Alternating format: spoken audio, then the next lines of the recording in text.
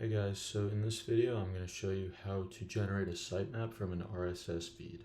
Now what you're going to want to do is navigate to this tool, Sitemap from RSS feed, which is available in the description or on our website.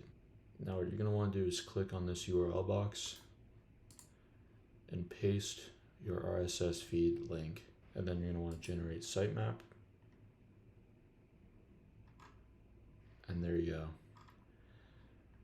You can copy this and then paste it into your CustomGPT chatbot.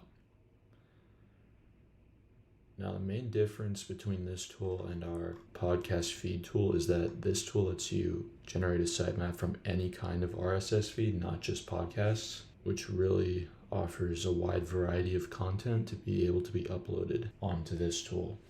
Anyways guys, I hope you found that helpful. If you have any questions, please let me know, and take care.